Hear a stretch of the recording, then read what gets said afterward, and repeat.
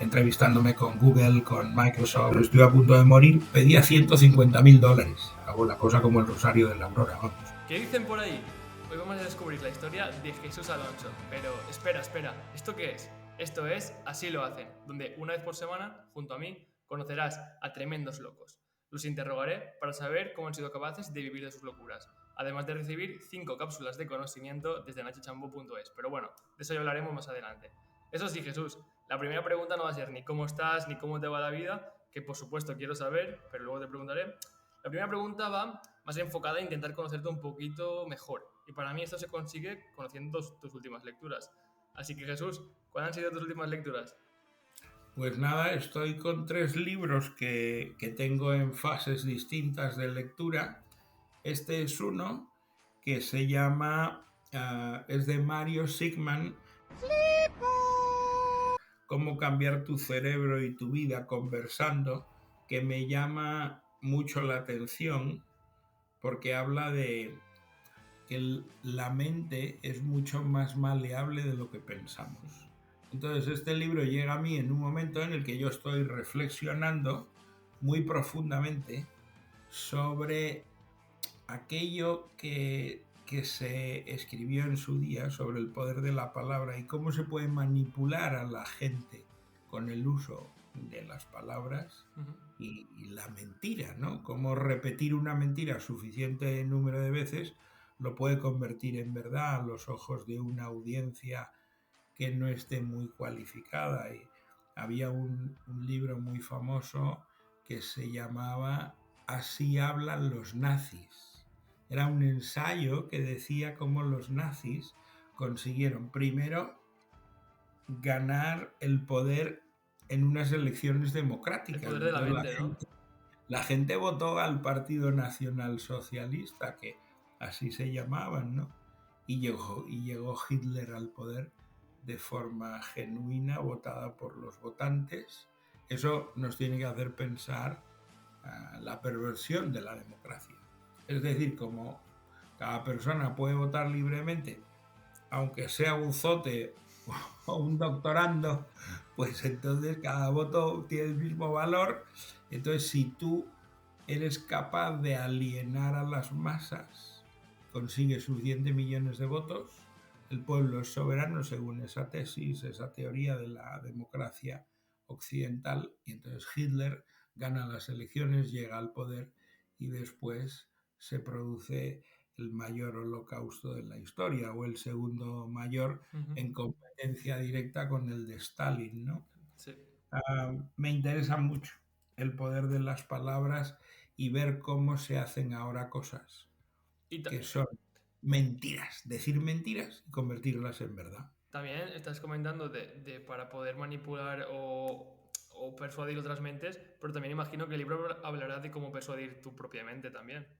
Sí, lo que dice es que tú puedes cambiar um, tu mente conversando con los demás. Es decir, que tengo que profundizar en su lectura, pero es deliciosa. Yo siempre digo que abro una página al azar a ver qué me encuentro. Si me encuentro una frase que me vuelve loco. Y el otro día en mi newsletter utilicé una frase que encontré aquí, encontrada al azar, así abrir el libro y entonces lees y de pronto una frase te da un impacto bestial y dices, aquí hay un montón de valor y lo voy a disfrutar como se disfruta un café con leche rico con algo delicioso que te tomes con ese café con leche. Es Y sustancia. después estoy viendo esta maravilla. Es un libro de un autor que no conocía, Mauro F. Guillén. Se titula Viajando hacia el fin del mundo tal y como lo conocemos. El subtítulo es Cómo la colisión de las grandes tendencias actuales remodelará el futuro de todo. Entonces, es muy interesante, es un libro que empecé a leer y dejé aparcado y ahora he vuelto a él para terminarlo. Este Mauro Guillén es titular de la cátedra Sandman de gestión internacional en la Wharton School de la Universidad de Pensilvania y tiene un doctorado en sociología por Yale y en economía política por la Universidad de Oviedo. Joder, me parece un personaje al que no conocía y voy a terminar con este libro disfrutando mucho. Creo que en estos momentos está todo puesta la atención en cómo estamos en un momento de la historia donde la llegada de ciertas tecnologías que son disruptivas están en un punto de maduración que va a hacer que todo cambie enormemente. O sea, podemos comparar lo que está por llegar a lo que ha sido cuando nace Internet. Entonces todo el mundo dice, pues sí, eso de Internet será algo gordo y tal. Bueno, salvo Bill Gates, que dijo que era una tonta cuando empieza Internet. Dice, esto es una tonta, esto no va a tener gran recorrido. Entonces, claro, la historia te deja ahí marcado. Pues imagínate si ha tenido recorrido el advenimiento de Internet para la civilización humana. Ahora parece que la inteligencia artificial y todo lo que está provocando pues el desarrollo pavoroso de la algoritmia y cómo se pueden predecir hechos futuros con el estudio de hechos pasados. Jolín, la inteligencia artificial va a transformar el mundo, va a transformar la manera en la que trabajamos y cómo nos enfrentamos al trabajo y ahí hay unos retos que son muy interesantes. Luego estoy leyendo un libro de una persona que aprecio mucho, que es Fabián González, se llama el subtítulo es El sistema de productividad total para gestionar mejor tu tiempo, y tiempo está tachado, y tu vida, en realidad tu vida. Entonces, este hombre pues es un fanático de la productividad y promete en el libro descubre cómo gestionar tu tiempo y convertirte en una persona productiva y equilibrada. Como vemos, te gusta leer diferentes libros a la vez. Sí, me encanta y estoy leyendo libros siempre de poesía. Yo soy un fanático lector de poesía. Me lo paso bomba leyendo poesía. Ahora, Jesús, pasa una cosa, y es que cuando has dicho los 3 títulos de los libros, habrán escuchado un pitido. ¿Y esto por qué es? Esto es porque en el primer email de los 5 emails que enviaremos durante esta semana, diremos los 3 títulos. Así que si quieren saber los títulos de estos libros, a no ser que estén viendo el vídeo, que también podrán leer las tapas ya que los has enseñado, los tendrán en esochambo.es, en el email de mañana. Ahora sí, Jesús, ¿cómo estás? Pues estoy bien, me encuentro muy bien. Tuve un infarto el día 1 de enero. Los doctores me salvaron gracias a mi mujer, que me llevó a urgencias. Me han puesto 2 stents en 2 arterias y me han dicho que superado esta ITV, el motor del coche puede seguir otros 60.000 kilómetros. Entonces he cumplido 60 y ahora tengo que ver si soy capaz de cumplir 120. Igual me quedo caído antes en el camino, pero Esperemos que no. yo, o sea, estoy feliz de vivir, o sea que voy a tratar de disfrutar toda la vida que tenga por delante. Pues de eso justo vienes a hablar. Al final queremos conocer quién eres y cómo lo has hecho a través de tu historia y a través de tu vida. Así que el micro es tuyo, Jesús, y cuéntanos, ¿quién es Jesús y cómo lo ha hecho? Pues yo soy un vendedor en síntesis. Eso es lo que yo soy, un vendedor. Una persona que la vida le lleva por el mundo de las ventas. Empecé vendiendo seguros en una pequeña empresa y tuve a un jefe de ventas chileno que me enseñó un montón de cosas de la denominada venta psicológica. Y después me formé en diferentes empresas, vendiendo, aprendiendo sobre la marcha, he sido vendedor, he sido jefe de ventas, he sido director comercial. Luego mi vida profesional ha sido direcciones comerciales y direcciones de marketing. Hice un máster en dirección comercial en ESIC. He hecho algún posgrado para finanzas para no financieros. Estudié periodismo y abandoné la carrera después de 3 años, cuando periodismo eran 5 años la licenciatura. Hice hasta tercero y cuarto y quinto no lo hice porque no me dejaban examinarme sin ir a clase. Esas normas Un poco antiguas. sí, del Pleistoceno anterior. Yo fui a hablar a la facultad, digo, vamos a ver, es que tengo 60 empleados, o sea, yo no puedo venir aquí todos los días, tengo que prepararme algunas asignaturas en junio y otras en septiembre. Me dijeron, no, pues le suspenderemos. Si usted no viene a clase, no podrá aprobar. Abandoné. Cuéntanos un poco esto, Jesús. Estabas estudiando y has dicho que ya tenías 60 empleados. Sí, ¿Qué pasó ahí? cuando yo empecé a trabajar, enseguida teníamos empresas. Pues cuando era joven teníamos una agencia de publicidad, teníamos una distribuidora de videojuegos, teníamos una productora de videojuegos. O sea que al final había mucha gente viviendo de nuestras iniciativas empresariales. eh, y fue todo muy rápido y muy fulgurante. Igual, incluso hubo una cuarta empresa que era una tienda para vender videojuegos que se quería pensar que fuera una pequeña cadena de tiendas. Es que me hace gracia porque lo estás pasando a hurtadillas, pero estamos hablando realmente de grandes empresas y me gustaría saber cómo fue crearlas, en qué momento de tu vida decidiste junto a tus socios empezar.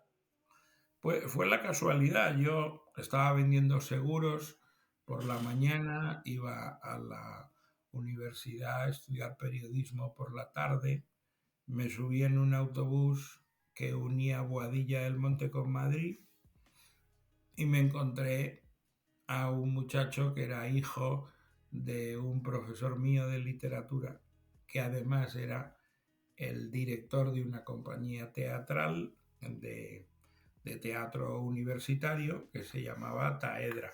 Yo ingresé en esa compañía y empecé a aprender a ser actor. Ujú. Entonces interpretaba obras de teatro, hacíamos giras, nos íbamos en verano. Yo era el tipo más feliz del mundo, interpretando papeles, haciendo obras. Hacíamos obras del denominado teatro del absurdo, que el mayor representante era un tipo que se llamaba Eugen Ionesco. Y entonces este hombre hizo algunas obras de teatro que escribió en inglés porque él era rumano de nacionalidad. Y entonces cuando estudiaba inglés, para perfeccionar su manejo de la lengua, escribía una obra de teatro. Qué tío. Y yo me tronchaba porque era eso, lo que llaman teatro del absurdo. Entonces los diálogos eran toda una locura, pero había un hilo argumental y había un mensaje subyacente en todo eso. Y yo me lo pasaba bomba, me lo pasaba bomba. Entonces, pues me subí en ese autobús, me encontré con el hijo de mi director de teatro que yo conocía y me dijo que él y sus hermanos estaban pensando en montar una empresa de videojuegos, que estaban ya poniendo todo en marcha. Y yo me uní a la aventura.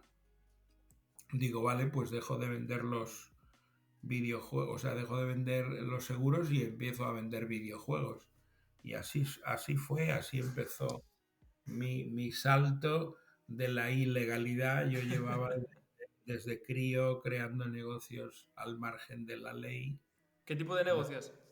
Pues no sé, recuerdo una movida que monté que era reciclar cartón y vidrio. Entonces iba con un carro, con un amigo, un carro que tenía así dos ruedas como ruedas de moto, Ujú. y tirábamos de él y en ese carro poníamos todas las cosas por las calles de Madrid, por la zona de Atocha.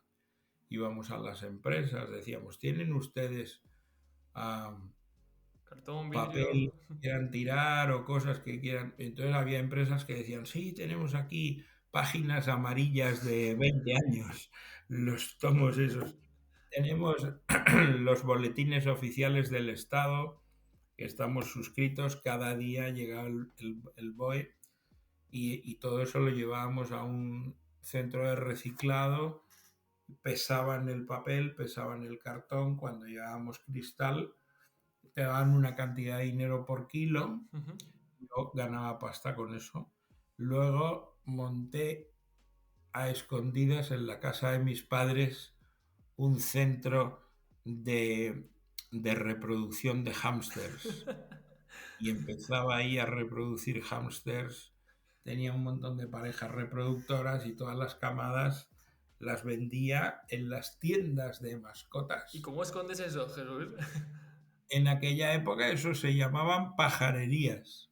Entonces, ¿cómo operaba eso? Tú llegas allí con los hámsters. Ujú. A ver, esta camada, ¿cuántos son? Pues aquí hay 10. Vale, te pago no sé cuántas pesetas por unidad. Me daban el dinero y yo le entregaba los hámsters. Pero ¿cómo escondes muchos hámsters en casa de tus padres? Joder, yo tenía ahí jaulas y no se enteraban. Entonces abría la ventana para que se ventilara eso y tal. Y así no se enteraban. ¿Has tenido algún negocio más así cuando eras pequeño de estos locos? Pues alguno más he tenido, sí. No sé si criábamos gusanitos de seda, Ujú. los gusanos de seda, y nos íbamos al rastro a venderlos. Después comercializando cromos, colecciones de cromos, para vender aquellos cromos que eran más escasos. Yo Claro, es inventaba que cosas todo todo, el todo tiempo. esto es muy interesante para ir comprendiendo tu historia, porque ya has dicho que eres un vendedor, desde siempre lo has sido, pero claro, conociendo estos pequeños proyectos, bueno, pequeños o grandes, que de cuando eras pequeño ya entendemos al final esa faceta. Sí, siempre me gustó y luego se me daba bien. Yo he tenido dotes comerciales innatas. Ujú. Entonces, pues para mí era lo normal que yo me encargara de las ventas de una empresa. Vale. Y volvemos, ahora que ya sabemos ese, cuando eras más pequeño, volvemos empiezas la empresa de videojuegos con el hijo de tu profesor. Sí, ¿Cómo empiezas y con sus hermanos, o sea, él tenía un acuerdo con los hermanos, yo me uní al proyecto, había otro vecino y amigo de ellos que también estaba unido al proyecto Ujú. y ahí todos tiramos esa empresa adelante y la fuimos haciendo crecer y se creaban videojuegos para la época de los ordenadores de 8 bits, para Spectrum, Sinclair ZX Spectrum Ujú. o para el Amstrad CPC y luego Commodore 64. Después hubo una nueva generación de ordenadores de 16 bits, el Commodore Amiga, el Atari ST. Yo te digo que sí, pero no conozco ninguno. Ninguno de esos. Luego llegó el PC y ya cuando llegó IBM con el PC y todos los fabricantes empezaron a hacer clónicos, pues hubo ahí un crecimiento muy grande de el segmento de desarrollar videojuegos para ordenadores PC. Ahí al final, Empezaron a incorporar después tarjetas gráficas para que los gráficos fueran mejores. realmente cuando estandarizan este tipo de ordenadores, imagino que la escalabilidad fue mejor. Sí, en realidad, fíjate que había un volumen de los ordenadores pequeñitos igual del Spectrum, el ZX Spectrum de la compañía Sinclair. Probablemente se vendieron en España más de 1 millón de ordenadores a Ostras. lo largo de los años. Era una cosa muy popular. Mucha de la gente que ya tiene una edad, Ujú. su primer contacto con la informática la tuvo con este pequeño ordenador y la gente programaba en lenguaje BASIC ahí en ese ordenador. Ese lenguaje sí que lo he escuchado. Vale, con esta empresa, ¿qué pasó? Porque sé que pasó Pues algo. nada, evolucionó, fue creciendo, nos dieron el premio Joven Empresa del Año, se llamaba Dynamic, um, hicimos grandes éxitos con estos videojuegos. Nos dieron la portada del País Semanal el 1 de febrero de 1900, probablemente 87 o algo así. Una cosa muy lejana en el tiempo.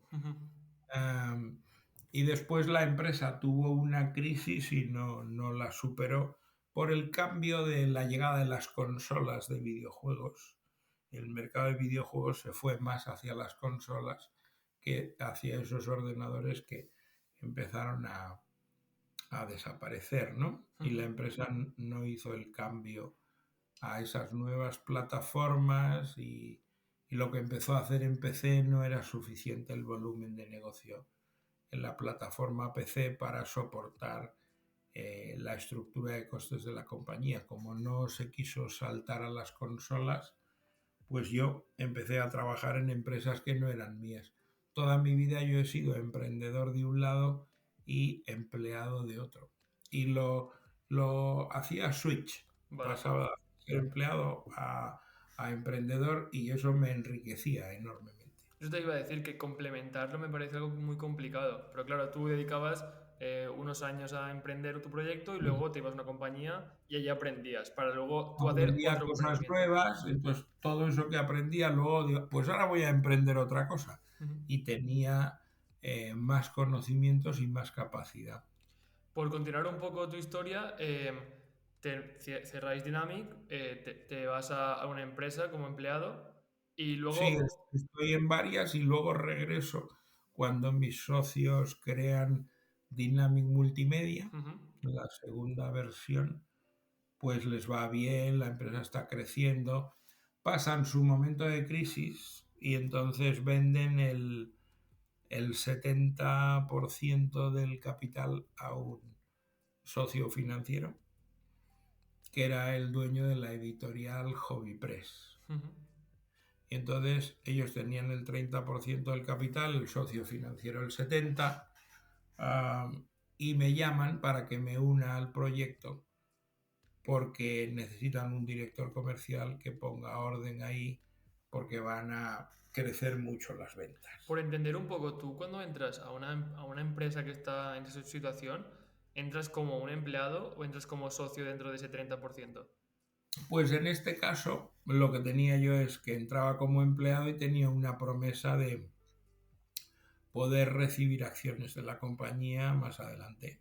Ujú. Entonces eso no dio tiempo a que sucediera porque el socio que tenía el 70% dijo, oye, pues en vez de que Jesús sea el director comercial de Dynamic Multimedia, a mí me gustaría que trabajara también para Hobby Press, que Ujú. era la editorial suya, y sobre la marcha llegamos a un acuerdo en el momento que yo me iba a incorporar, pues yo estaba con Pablo Ruiz, que era el director general de Dynamic Multimedia y había sido mi socio en las aventuras anteriores, pues encontró allí que su socio financiero le dijo, no, vamos a cambiar el plan.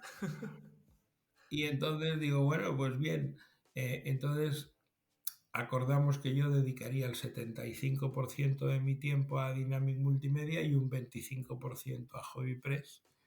Luego dedicaría 50-50 Ujú. y luego ya dedicaría el 75% a Hobby Press y solo el 25% a Dynamic. Por lo tanto, eso evolucionó y Pablo buscó un director comercial full time para Dynamic Multimedia y yo desarrollé una labor como subdirector general de Hobby Press y estaba ahí con una unidad de negocio nueva, creando productos editoriales de aparición no periódica. Ujú. Eran básicamente paquetes de software de ciertas herramientas ofimáticas que distribuía en el kiosco. Y Y después hice un plan para montar Hobby Press en Latinoamérica. Estuve viajando allí para montarlo y eso no se pudo hacer porque no había las condiciones de mercado, los costes del papel allí y de las imprentas eran una locura y no era posible construir el modelo de España trasladado a Argentina o a Chile o a México. Entonces volví a España, me dediqué a eso y en un momento determinado este hombre dio un golpe de estado para quedarse con el 30% que no poseía de Dynamic Multimedia, haciéndolo de forma totalmente fraudulenta. Él quería engañar a sus socios y robarles ese 30% y ellos se dieron cuenta, contrataron buenos abogados y pelearon. Cuando surge esa pelea, yo presento mi dimisión a este caballero y digo, oye, yo ya no voy a trabajar para ti ni voy a trabajar para Dynamic Multimedia. Lo que tú estás haciendo de pretender robar lo que no es tuyo, pues me parece muy mal. Y como consecuencia de eso, pues estos socios míos de toda la vida consiguieron que este hombre les comprara el 30%. Hicieron un contrato de compraventa con unas cláusulas de no competencia en determinadas cosas para que él se quedara con PC Fútbol, que era el gran fenómeno sociológico de Dynamic Multimedia, y no se dedicaran a hacer productos, videojuegos de fútbol. Entonces creamos una nueva empresa que se llamó FX Interactive y ahí me incorporé como director comercial y un socio fundador más. Me gusta porque al final estamos hablando de tu historia, pero va muy de la mano con Dynamic, que empezó siendo Dynamic Multimedia y luego pasa a FX. Entonces, también tu progreso y tu evolución ha ido muy de la mano con el conocimiento que te ha ido dando la empresa y tú le has ido dando a ella, imagino. Sí, o sea, emprender es aprender. Entonces, lo que vas viendo en cada momento, te enfrentas a una serie de retos intelectuales que tienes que superar. Y yo aprendí muchas cosas y había ahí un caldo de cultivo adecuado porque había muchas mentes privilegiadas pensando todos al mismo tiempo para hacer cosas novedosas. Y todo empezó en un autobús. Y todo empezó en un viaje de autobús. Es divertido pensar cómo el azar cambia la vida de las personas. Volviendo un poco a la empresa de FX, seguís el proceso, la empresa sigue creciendo, pero si no me equivoco, tú todavía sigues teniendo un poco el século inquieto, ¿no? Bueno, en realidad hubo un problema de puntos de vista. Yo empecé a no compartir la visión. Yo era el presidente de la compañía y Pablo Ruiz era el director general. Empezamos a no estar de acuerdo y entonces el resultado de todo eso fue que yo les vendí a ellos mis acciones y ellos me las compraron. En la sociedad había 3 hermanos, Ruiz, y 2 amigos, Carlos Abril y yo. Teníamos el reparto de la compañía a partes iguales y yo les vendí mis acciones, las compraron ellos y después le compraron a Carlos Abril su parte y los 3 hermanos pues se quedaron con todo el capital y después pues la empresa fue muy mal y acabó la cosa como el rosario de la aurora, vamos. Pero tú sigues emprendiendo.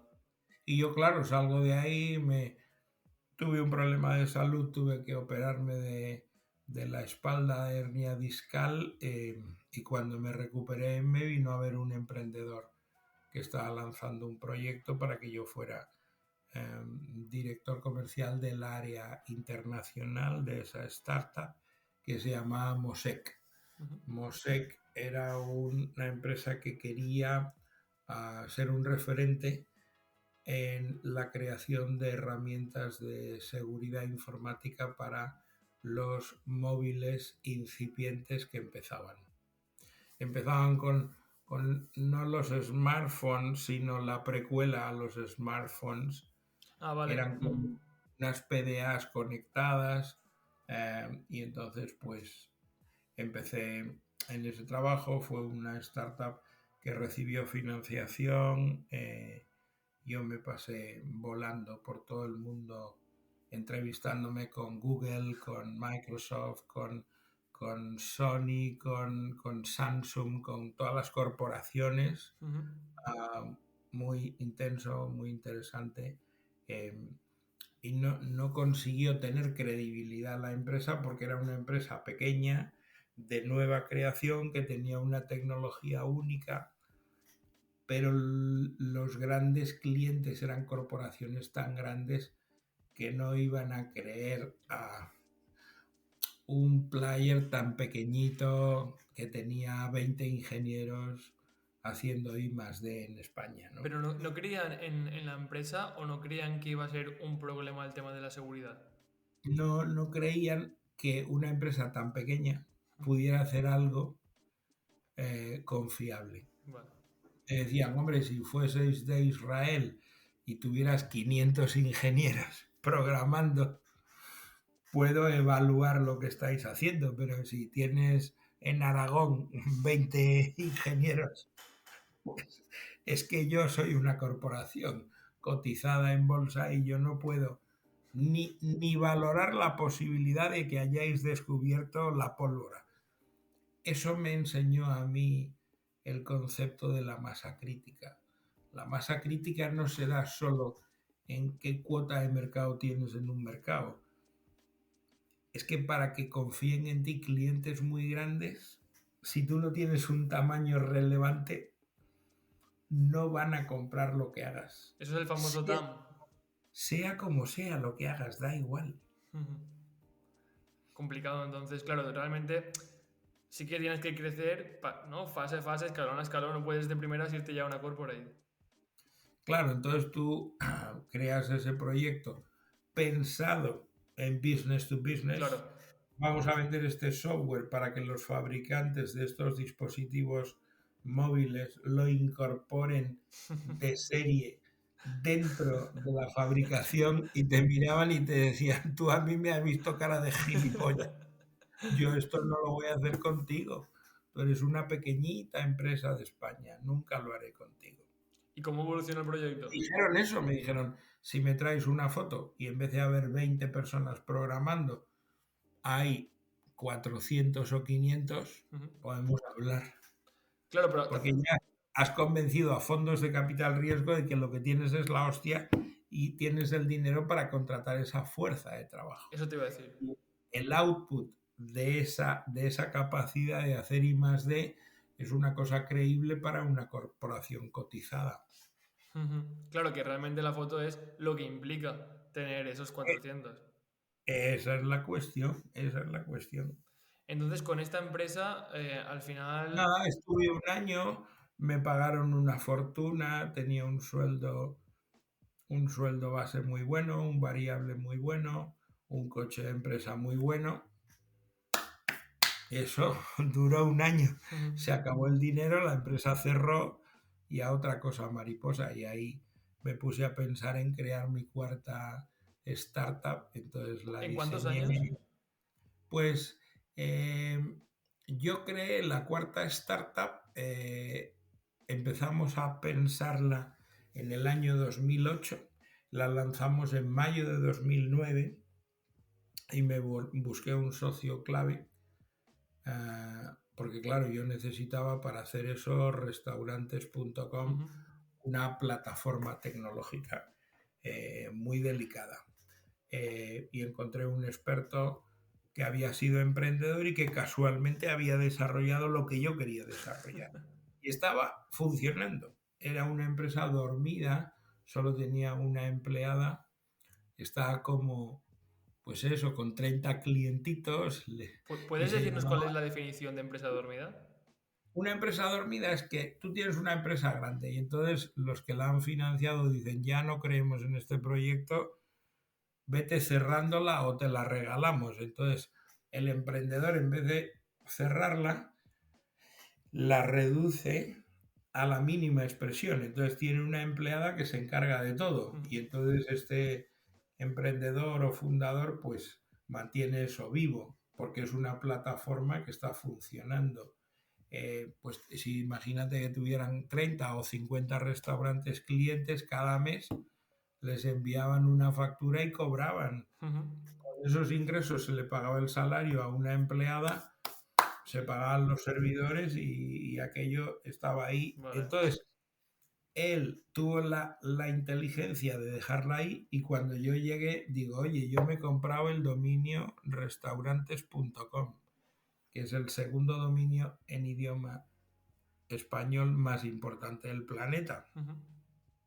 Si todos estamos de acuerdo que hoteles.com es el dominio número 1 en valor, el segundo es restaurantes.com, porque en realidad coches no lo es, porque se dice de tres formas coches. Se dice carros en una parte del mercado hispano, coches más en España, Ujú.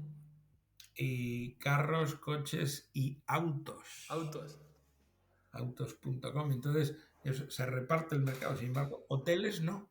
Sí, siempre es hotel. Hoteles, todos los países que hablan nuestra lengua se dice hoteles. ¿Cuánto te costó restaurantes? Pues mira, el tipo que lo vendía pedía $150,000 por el dominio. Además se puede ver con The Wayback Machine. Ujú, sí. Ahí vas hacia atrás y ves, entonces había una web que era una cosa horrible. Ponía el tío con una marca de agua, $150,000. El que quiera el dominio se lo vendo. Yo le llamé y negocié con él y no me costó 150,000, me costó menos. Ujú. Y llegamos a un acuerdo. Y cuando yo tenía ese dominio, me puse a pensar cómo podría ser esa web, contraté a una empresa que me hizo un diseño y una estrategia de aproximación. Y luego me encontré con Antonio Fernández Ruiz, nos hicimos socios y lo que hicimos es coger su proyecto que se llamaba Aqua con 2Cs, aqua.com, y le pusimos la nueva piel, la nueva marca restaurantes.com. Como él ya tenía algo ahí programado que funcionaba con un sistema muy antiguo, Ujú. empezamos a diseñar la web de nuevo con este nuevo dominio tan amigable para Google, claro. Claro, tal cual. Claro, Entonces vosotros le disteis empezamos. la capa visual y él mantenía ese backend. Claro, y entonces empezamos a trabajar juntos en el proyecto, contratamos a algunas personas y lanzamos eso con capital espalda y con nuestros ahorros. Capital espalda, el de tu espalda, ¿no? Era la espalda mía y la espalda de Antonio, los dos ahí. Entonces, claro, él decía, él es matemático de formación, y entonces decía, yo llevo toda mi vida montando plataformas tecnológicas, Ujú. pero que tú me digas que tú vas a ir a la calle, vas a convencer primero a 100 restaurantes de que paguen para que les enviemos reservas y luego serán 500 y después serán 1000 y tú dices que luego serán miles, Ujú. yo, dice yo, es que no No me lo doy creo. crédito. Ya. Si tú haces eso, yo hago todo lo demás. Entonces nos repartimos la empresa, yo era front office, Ujú. vender, relaciones públicas, comunicación, marketing, tal, todo hacia afuera y él era todo hacia adentro. Entonces se encargaba de la plataforma tecnológica, del producto y de contar el dinero y llevarlo al banco. En este caso, imagino también que proyectos anteriores, todos los que tú ya llevabas, también en este caso te pudieron facilitar la expansión de restaurantes.com. Claro, porque en realidad el aprendizaje es acumulativo. Tú siempre te enfrentas a cosas nuevas, pero determinados aprendizajes que tienes en el pasado Son siempre. son activos que vas a usar en el futuro. Entonces, cuando montas tu cuarta startup, no es la primera, ni la segunda, ni la tercera, es la cuarta. Entonces tú tienes ahí muchos más recursos que te proporcionan la experiencia vivida, ¿no? Y Jesús, ¿con qué fuerza y con qué cojones montas la cuarta startup? Porque estamos hablando de la cuarta, la que hace cuatro veces. Bueno, en realidad cuando estábamos con la primera, en un momento determinado tuvimos la oportunidad de comprar a una distribuidora de videojuegos que se llamaba Drawsoft.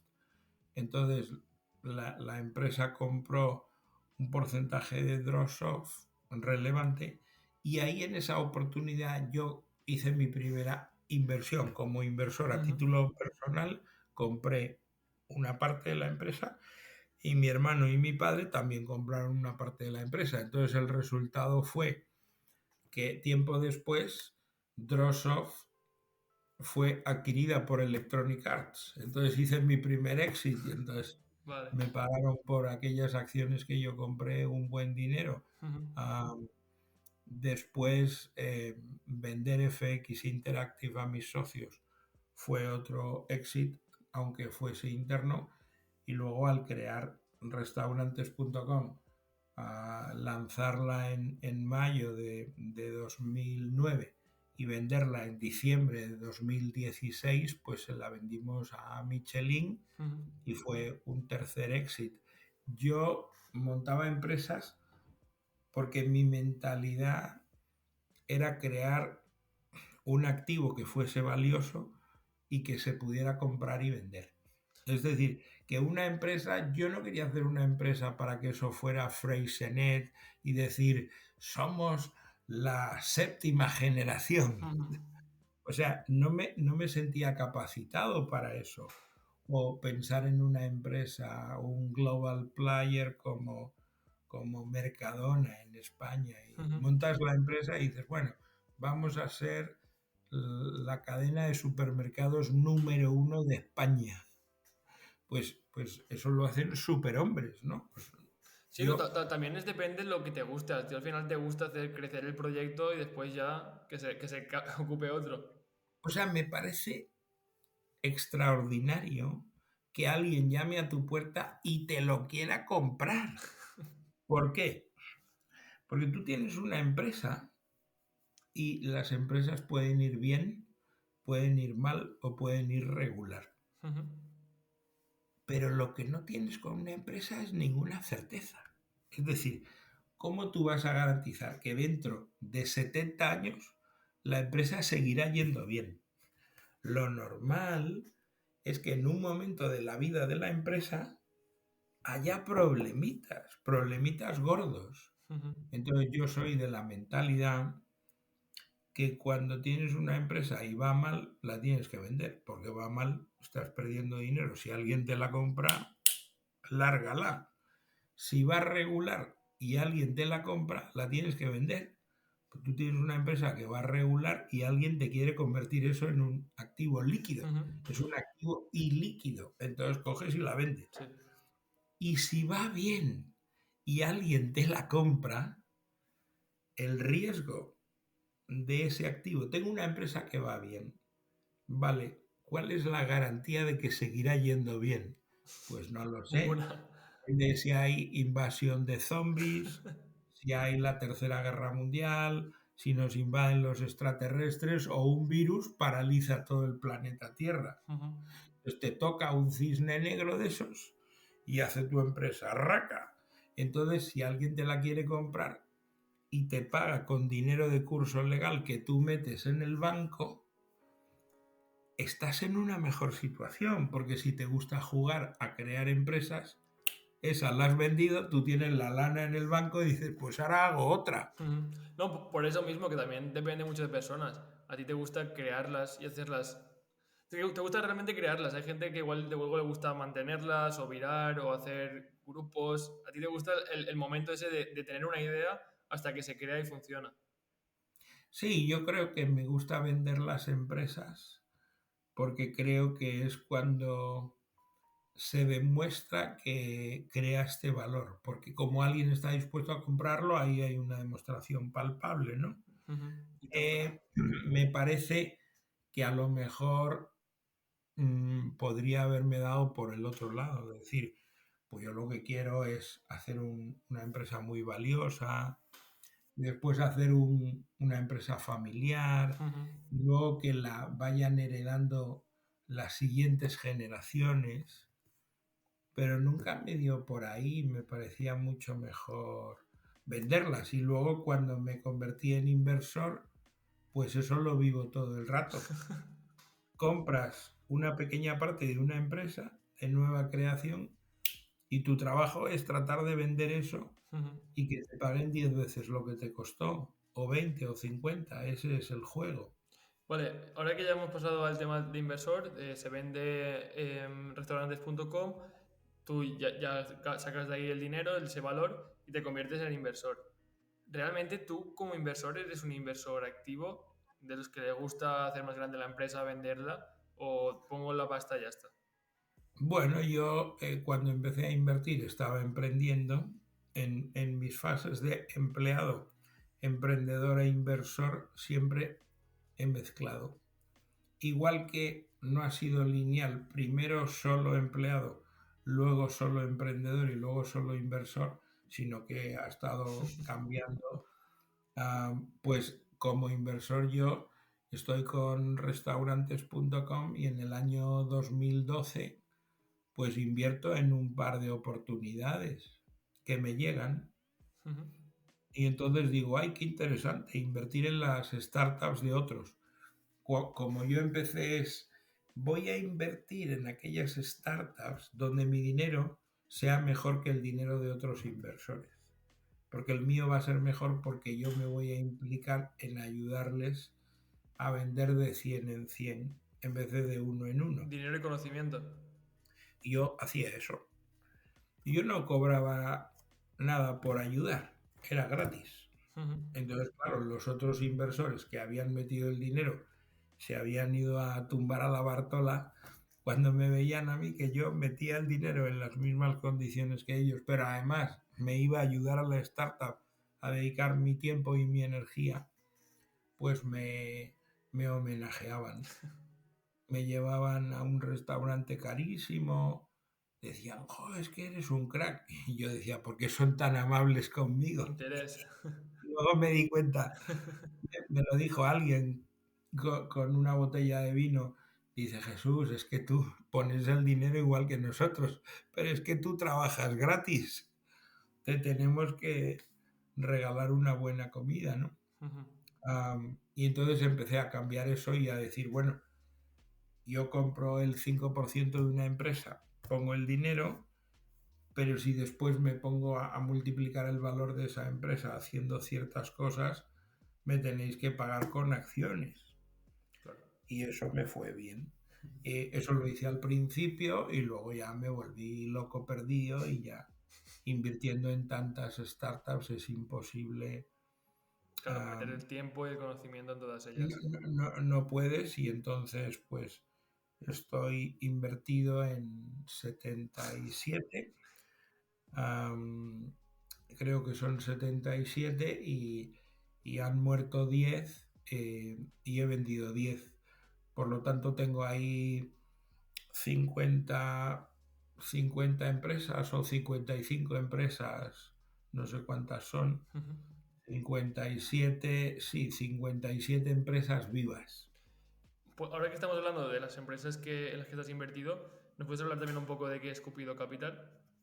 Pues Cupido Capital es una de las cosas en las que yo invertí, que es un vehículo de inversión formado por una serie de business angels que han sido antes emprendedores. Ujú. Entonces, se hizo un Como grupo de tú. personas que habían sido emprendedores, que habían vendido una o más empresas después de ser emprendedores y luego se habían convertido en inversores y habían invertido en algunas startups y habían hecho alguna venta de alguna startup. Ujú. Entonces, como las condiciones eran un poco especiales, pues la gente que estaba ahí era rara, y nos juntamos 22 personas y solo invertimos en startups en fase presemilla. Compramos con 50.000 euros el 10% del capital, empresas que valen medio millón. A lo mejor son empresas que no existen. Las tenemos que constituir con los emprendedores porque nos han contado la empresa en una servilleta, en un bar con Ujú. manchas de chorizo en la servilleta. Bueno, vale, pues esto vale 500.000, toma, 50.000 euros, dame el 10%, vamos a constituir la sociedad y empezar. Eh, Había poca gente loca que quisiera hacer eso. Entonces Cupido Capital lo hizo con media docena de startups. Y después todos los cofundadores de ese vehículo, cada uno se ha ido a sus quehaceres y ahora está un poco parado el tema. Ujú. Tenemos que ver si le damos una segunda vida, porque hemos acertado con algunas de las inversiones y son empresas que están creciendo exponencialmente. Y ya pasamos un poco más a esta última etapa en la cual estás comunicando a saco. Háblanos, por ejemplo, de tu Y newsletter. claro, yo, o sea, al final dije, bueno, me han operado 2 veces de la columna vertebral, 5 veces de la garganta, que tuve granulomas. Una de esas veces acabé en la unidad de cuidados intensivos, estuve a punto de morir, 13 días y 13 noches ahí en la UCI. Ujú. Después, este 1 de enero me da un infarto. Yo ya estaba como diciendo, vamos a ver, yo tengo que tomarme la vida con más calma, Algunas pistas te han dado, sí. porque mi salud está un poco deteriorada. Entonces conocí a Isra Bravo. Ujú. Isra Bravo escribió su libro Escribo porque me gusta ganar dinero y yo me volví loco con el libro y con él. Le seguía, recibía su newsletter diario, le compré algunas formaciones y luego hizo su membresía y me apunté a la membresía y me lo encontré dando una conferencia en Sevilla. Yo daba una conferencia, él daba otra, nos encontramos, comimos juntos en ese evento y nos hicimos amigos. Un match. Y yo le dije, tío, yo puedo hacer lo que tú haces con la escritura persuasiva, con lo que yo sé, con lo que yo he aprendido de emprendimiento, de inversión, de vida y de felicidad. Y me dijo, por supuesto, tú sigues mi sistema, me lo copias totalmente y lo que haces es que tu forma de escribir sea tu voz. Ujú. Y entonces le enseñé lo que había hecho y me dio sus bendiciones y dijo, tú escribes como hablas y eso es lo bueno, porque tienes una identidad que es única. Todo el mundo cuando lee un mail tuyo de cada día sabe que eres tú el que escribe eso. Empecé a hacerlo el 22 bueno, el 10 de septiembre o el 15, no sé cuándo. Y el 22 de septiembre del año pasado empecé a comercializar una membresía. Todo el mundo que quiere recibir gratis total mi newsletter diario entra en jesusalonsogallo.com y se da de alta ahí con un correo y yo le envío cada día a las 7 de la mañana un mail todos los días y se da de baja cuando le da la gana. Ujú. Y Si no se da de baja, yo tengo un sistema pernicioso de entrar en su cerebro todos los días como una gota de agua y le invito a que conozca una membresía de pago mensual que vale 100 euros al mes, donde yo cada semana enseño una lección y lo mando a los que están suscritos a esta membresía de pago a través de una plataforma, pues puede escuchar esta lección en audio y puede descargar un PDF con la transcripción, a veces con una hoja de cálculo complementaria. Entonces la gente le encanta, pues miles de personas reciben el mail todos los días y bueno, yo he hecho un límite a la membresía, solo admito que me paguen 210 personas. Entonces están 100 no sé cuántas, cuando llegue a 210 ya no podré venderlo porque he decidido yo limitarlo y que solo sean 210 clientes y todo el mundo puede interpelarme, puede pedir soporte, preguntas, ayuda, lo que sea. Entonces yo escribo un mail diario, hago una lección semanal y el último miércoles de cada mes a las 5 de la tarde me reúno por Zoom en una mentoría online grupal con todos los que están en la membresía y hay ahí pues una secta. En vez de ser una secta satánica, es una secta de gente que tiene inquietud y que quiere cambiar el mundo y crear empresas nuevas y Eso sí que da aprender. miedo. Entonces mola mucho porque todo lo que te cuentan, no, los empresarios son lo peor, los emprendedores, eso son todos peligrosos. Lo que hay que ser aquí es funcionario y depender del Estado. Nosotros tenemos gritos de guerra que eso no nos mola nada. Nosotros queremos ser libres y no depender de nada ni de nadie y crear cosas que no existen. Y Jesús, te has olvidado de una cosa muy importante y es que también das recomendaciones de dónde ir a comer. Bueno, claro, la primera parte de eso era Five, felicidad, inversión, vida y emprendimiento, y por mi pasión por la cocina agregué la R de restaurantes. Entonces, los que se dan de alta conocen un restaurante increíble cada semana que yo recomiendo. Que ya te dije que cuando vengas por Valencia te tengo que enseñar uno para almorzar. Ah, sí, sí, Para ver si porque cumple las cualidades, que yo sé que tú tienes un paladar muy exquisito. sí, sí, yo he estado en Valencia en grandes arrocerías que me han hecho arroces muy ricos. He de decir que como soy un enfermo gastronómico, exijo mucho al arroz, o sea, yo quiero que tenga mucho sabor. Entonces hay sitios donde no encuentro el nivel de sabor que yo espero de un arroz. Entonces son como, tienen un ligero sabor y está bien, y el punto del grano está bien, pero no tiene la fuerza de sabor que yo... o sea, yo tengo un récord preparando arroz. Yo no sé preparar paella como en Valencia. Yo hago arroces más del rollo de los arroces alicantinos. Y son arroces muchas veces melosos y tal. Muy buenos también. Y entonces, pues tengo un familiar que un día vino y se tomó de un arroz que hago yo con pollo de corral y con verduras ecológicas. Se tomó 3 platos con colmo y casi se muere. Se cayó como un árbol en una cama, se quedó allí durmiendo porque no podía con su alma. Ese es el récord, o sea, comerse de mi arroz 3 platos, que hay que darle duro a eso. Hombre, si está bueno siempre es más fácil.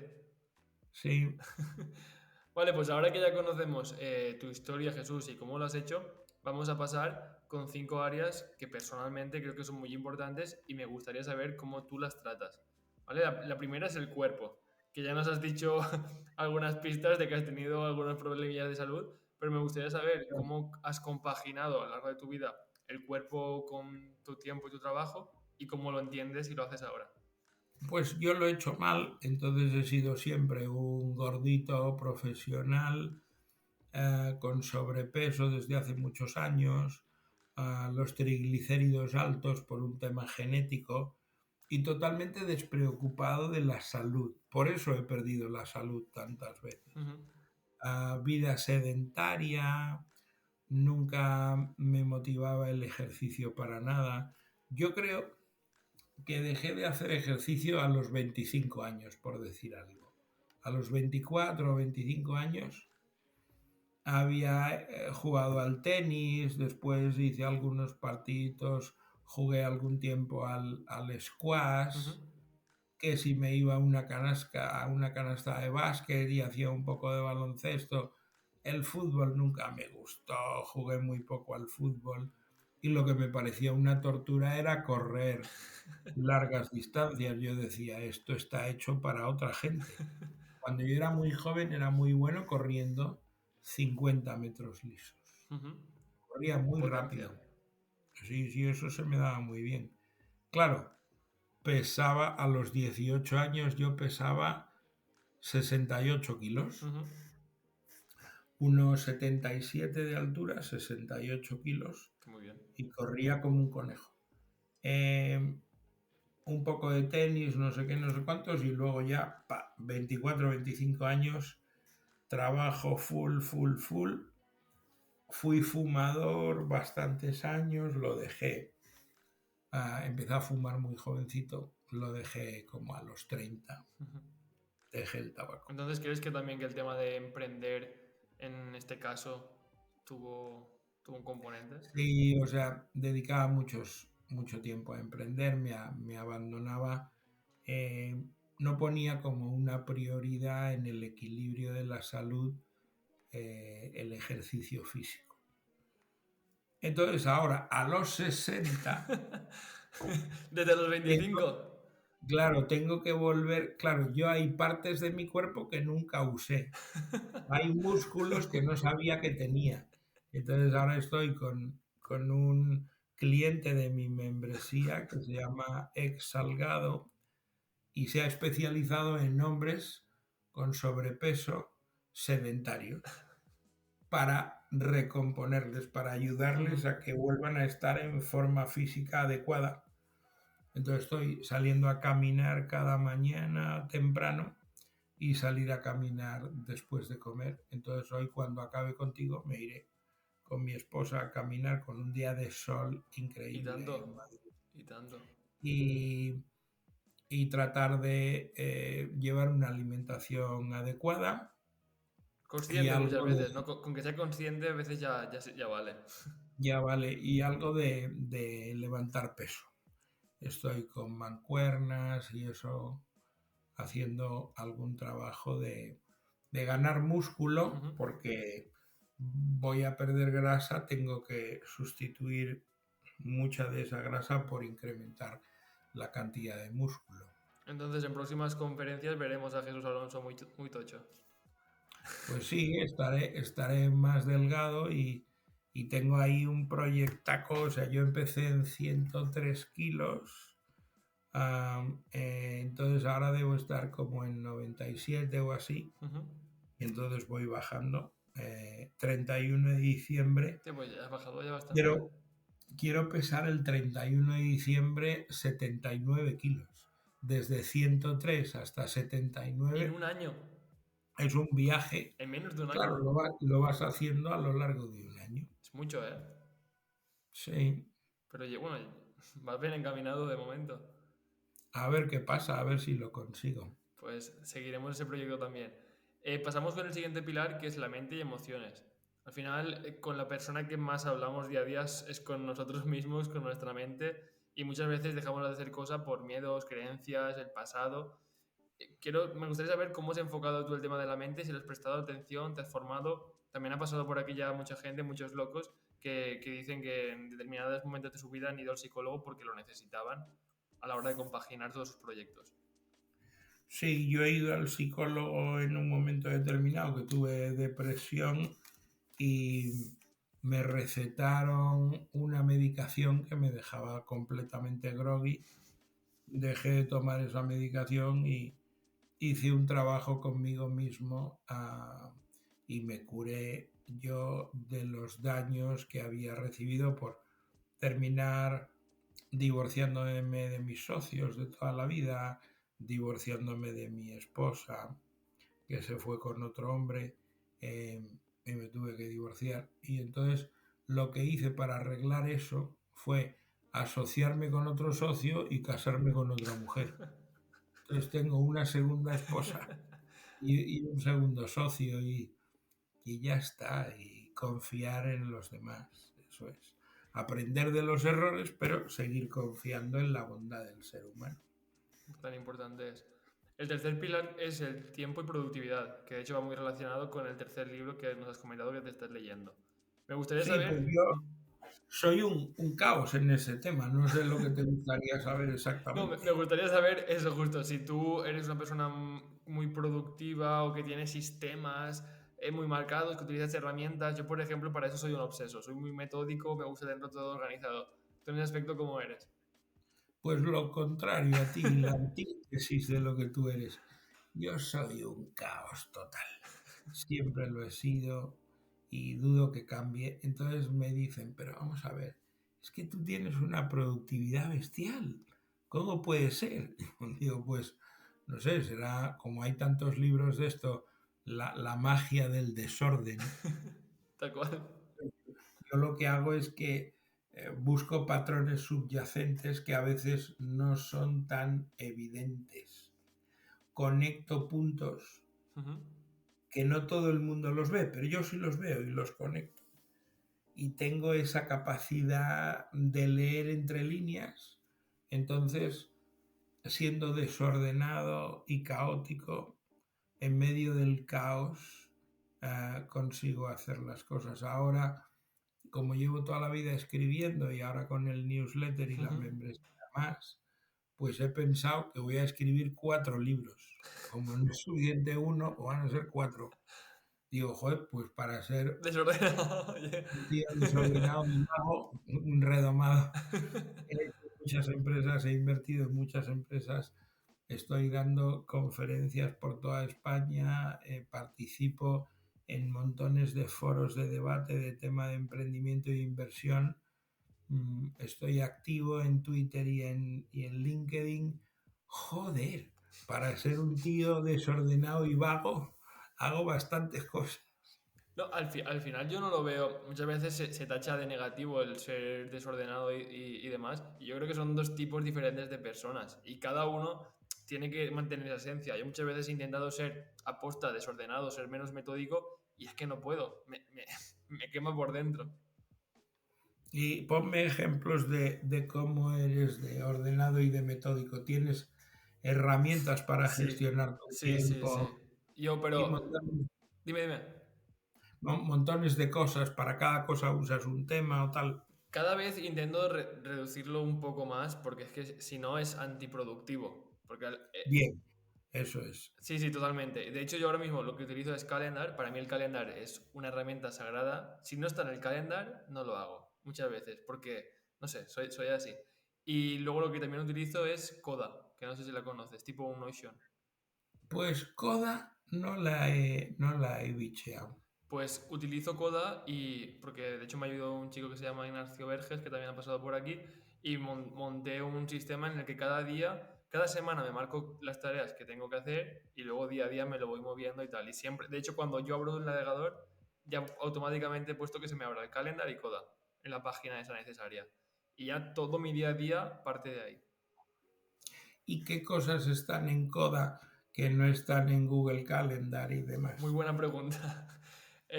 Yo personalmente, conforme me lo clasifico, es en Google Calendar me pongo, por ejemplo, reuniones, los podcasts que voy grabando y en el Coda me marco más las tareas. Por ejemplo, tareas que tengo con clientes, desglosadas y demás también a nivel de proyecto propio. Por ejemplo, cuando vaya a escribir tus emails, eso no me lo pongo en el calendar, sino que me lo pongo en Coda. Entonces, cuando tengo espacio sin tener nada en el calendar, sé que son espacios de trabajo, me voy al Coda y digo, vale, ahora es tiempo de trabajo, ¿qué tengo que hacer?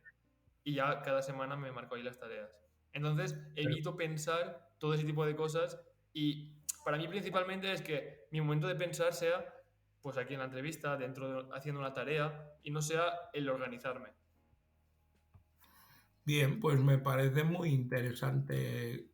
O sea, le echaré un vistazo a Coda. Échale un vistazo y si necesitas ayuda básica yo te puedo ayudar. Tampoco soy ningún experto, pero lo básico ya me lo controlo. Vale, pasamos con el cuarto pilar, que se llama, bueno, que es el tema de las relaciones. Cuando montamos un proyecto, pues al final tenemos un tiempo limitado y hay que priorizarlo. Y esto hace que descuidemos muchas veces relaciones de pareja, familia, amigos y demás. ¿Tú has sido capaz de complementarlo bien esto o también has tenido momentos en tu vida? Bueno, yo creo que lo complemento bien. Yo soy muy sociable y me encanta cultivar la amistad. Pero ya no con nuevas personas, sino con amigos de toda la vida, que igual cada vez tienes menos intereses en común, eres capaz de mantenerlo. No, esto no, o sea, eso lo tengo claro, estudiado.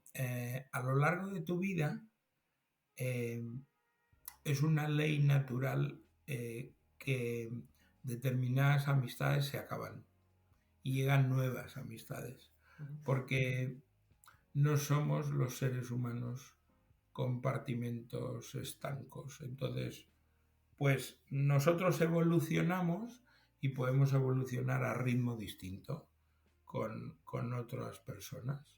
Y entonces a lo mejor tienes unos amigos y dejan de serlo por ley natural. Yo pongo un ejemplo, la gente se troncha en las conferencias. Digo, vamos a ver, tú te echas unos amigos en el cole Ujú. y son tus colegas.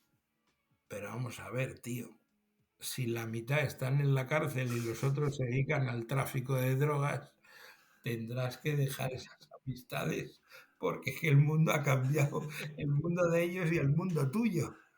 Y entonces es natural que esa gente desaparece de tu vida y entran en tu vida otras amistades. Ujú. Vale, pues Y la gente se ríe y entiende, claro, entiende totalmente, es muy lo buen que eso ejemplo. conlleva, claro. Muy buen ejemplo. Es que de hecho esto también lo estaba hablando el otro día y eso, que muchas veces tienes amistades que dices, ya, pero es que es amigo mío de toda la vida, ya, pero ¿qué interés común te une que... No, no, que somos amigos de toda la vida. Y dices, ostras, es que igual... No, porque además tienes que pensar que tú eres, lo que tú eres es el resultado de la media Ujú. de las 3, 4, 5 personas con las que pasas más tiempo.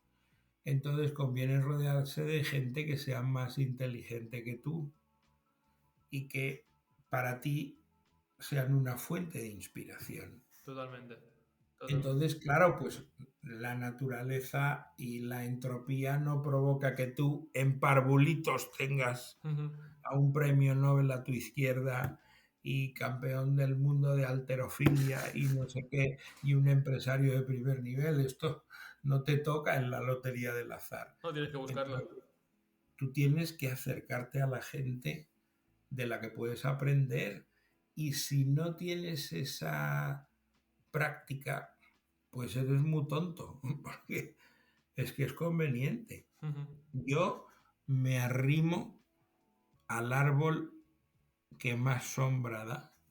Entonces yo me arrimo a la gente más inteligente que conozco todo el tiempo. El éxito que yo he podido tener en mi vida está íntimamente ligado a eso. A mí al principio me daba siempre lo he pensado, pero siempre me ha dado ese miedo de decir, claro, pero yo me estoy arrimando a alguien que me puede ayudar mucho, pero es que yo igual a él no le puedo ayudar nada o muy poco. Bueno, pero eso es una actitud. Entonces, si tú tienes una actitud de ser tu mejor versión, Ujú. cada semana que pasa tú eres mejor que la semana anterior. Eso con una dedicación plena. Claro, los demás están drogándose, bebiendo hasta que se desmayan y tú estás leyendo un libro cada semana, un libro cada semana, un libro cada semana. Joder, macho. El output de eso Ya. va a ser inapelable. Ujú.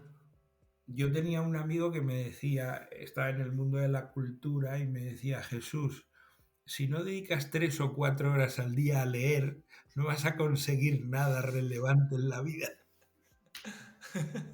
El tipo era un obseso de la sabiduría. Pues mucha Era razón. un gran hombre, Juan Ramón Lodares, era un talento, un lingüista increíble y murió en accidente de coche joven. Ostras, Una pena para la cultura española. pero tenía mucha razón. Y pasando ya con el último pilar, que es el dinero, me gustaría saber cómo entiendes tú este. Al final, yo por ejemplo lo entiendo como un medio para conseguir cosas muchas veces. Entonces, ¿tú cómo entiendes el dinero y qué relación has tenido con él? Ya que al final has sido emprendedor, empresario y ahora eres inversor. Entiendo que el punto de vista siempre es diferente. Sí, o sea, en realidad para mí el dinero está en la pirámide de la vida. Necesitas tener suficiente dinero eh, para el objetivo uno, que es conquistar la libertad. El dinero te da la libertad. La falta de dinero te obliga a seguir siendo un esclavo de diferentes cosas. Entonces, ¿cómo se consigue la libertad? Con la independencia financiera.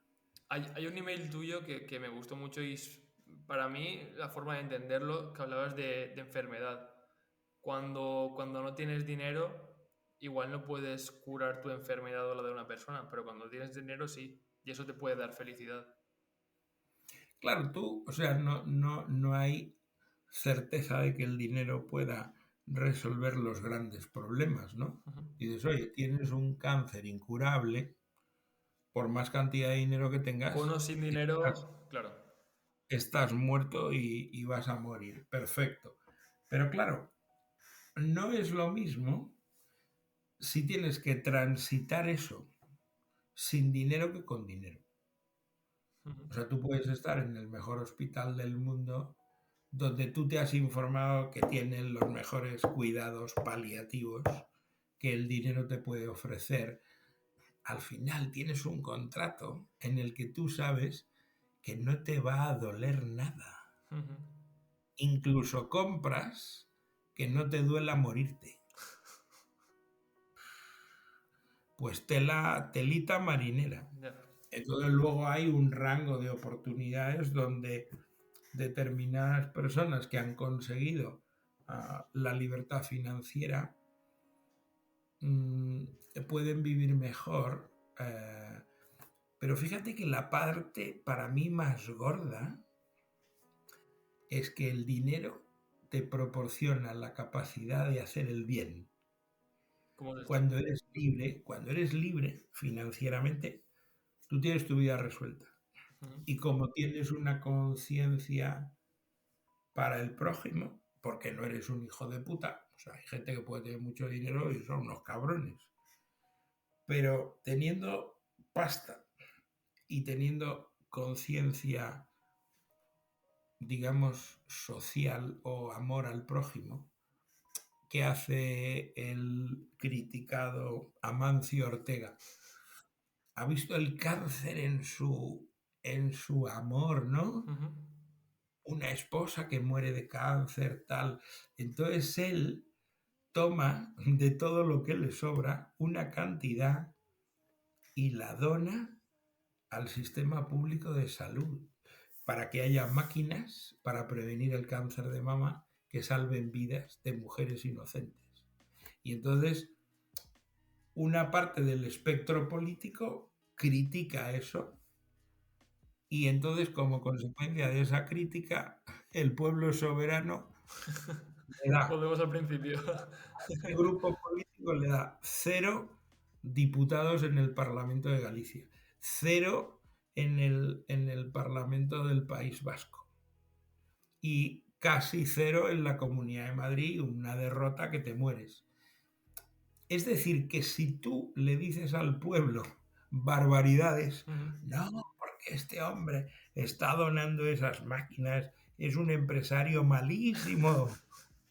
La gente dice, pero ¿qué está diciendo estos políticos de este partido? Están locos perdidos. Este hombre hace esa donación porque le sale de los huevos para salvar vidas de mujeres trabajadoras inocentes. Totalmente.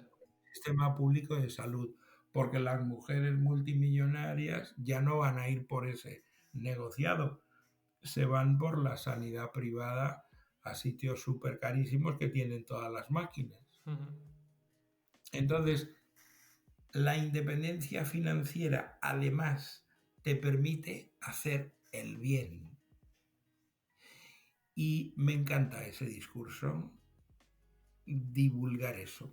Porque como lo que se divulga es los empresarios son todos Ujú. malísimos, los emprendedores son unos niñatos, Lo que le no sé. interesa al Estado al final. Lo que quieren es que la mayor parte de la gente viva, dependa de la cosa pública, Ahí de volvemos a la, lo de antes, de vivir dormido. de la subvención, del chequecito. No quieren gente que sea libre, que tenga pensamiento libre, porque el pensamiento libre es la leche. Es incontrolable, gente leída, gente que lee. O sea, tienes dos caminos, fumar canutos o leer libros. Si tú estás con la litrona y fumando canutos, eres muy manipulable. Ujú. Pero si lees un libro cada semana, la Que los cosita dos es... caminos, yo siempre lo digo, para mí son súper lícitos, pero que cada uno elija el suyo. Eso es, que no te vengan a imponer. No, no, tú tienes que hacer lo que yo te diga. Ahora con el cheque este que daban para los Ah, jóvenes, sí, sí, sí, sí. podían comprar videojuegos para PlayStation, podían comprarse una PlayStation, pero libros no. Sí, de hecho lo estaba mirando hoy y me ha sorprendido porque digo, pero no puedes comprarte libros en papel. Y creo que no, que se puede solo comprar un tipo específico de libro, porque después entradas de festivales, videojuegos y demás, todos los que quieras. Eso a saco. Ahora, cuando tú vayas a votar y has recibido eso, tú vas a hacer un voto libre. Ya. Libre, los cojones, libre. Tú estás ciertamente manipulado por eso. Vale, no nos metemos más en este jardín, que si no se nos va a alargar más. Es un jardinaco importante. Sí, sí, sí. Y ya la última pregunta, Jesús, bueno, ya te conocemos yo creo que bastante, porque faltaría mucho por conocer, pero me alegro mucho que te hayas abierto así. La última pregunta sería saber la historia de quién te gustaría conocer. A ver si así lo podemos traer Hombre, al podcast. a mí el tipo que más me gusta escuchar todo lo que cuenta es primero uno imposible que no le vais a conseguir traer en todos los podcasts, todo el mundo lo pide, don Amancio Ortega. Don Amancio Ortega, cuéntenos su vida y milagros. El tío pasa, no da entrevistas a nadie. El segundo en mi ranking es don Pedro Serraima, Ujú. porque Pedro Serraima fue el consejero delegado de Pepe Fon, después consejero delegado de O2 y hace desde un poco tiempo atrás nombrado por el presidente de Telefónica como director general plenipotenciario de clientes de la corporación telefónica en todo el planeta Tierra. O sea, él tiene que arreglar la mierda de fama que tiene Telefónica con su atención al cliente, lo tiene que arreglar, tiene que transformar la corporación en el sitio donde mejor se atiende a los clientes. Claro, es una putada de cargo que le han dado Ujú. y como él es un genio, yo creo que es capaz de arreglarlo eso. Pues bueno, eso lo veremos y también veremos si puedo ponerme en contacto con él y se anima a venir. Pues sí, es bastante asequible. Pedro Serraima se le contacta a través de las redes sociales, en Twitter, en LinkedIn. Ujú. El tío responde. Pues se lo diré, le diré, Jesús Alonso quiere conocer tu historia al dedillo. ¡Qué bueno! Vale, pues hasta aquí, Jesús. Muchísimas gracias por todo el conocimiento que nos has dado y bueno, a lo largo de esta semana irán recibiendo las píldoras de conocimiento. Dinos también dónde te pueden seguir y la newsletter. Sí, para mí lo más importante es que vayan a jesusalonsogallo.com, Ujú. se den de alta en el newsletter diario y se pueden dar de baja cuando quieran, pero al estar dados de alta ahí, recibir un primer mail o un segundo mail, siempre pueden pulsar responder y ya están en contacto directo conmigo. Y si quieren visitarme en LinkedIn, Ujú. Jesús Alonso Gallo, ahí estoy en LinkedIn. Pero lo que yo quiero es que mucha gente se una al newsletter para que yo tenga más personas a las que les pueda contar cómo veo las cosas de forma gratuita. Ujú. Pues solo nos queda una cosa pendiente que ya la solventaremos cuando bajes por aquí el GMS y Valencia y haces almuerzo. Así que muchísimas gracias, Jesús, y pronto nos vemos. Vale, un placer, muchas gracias. Venga, adiós. Hasta luego, chao.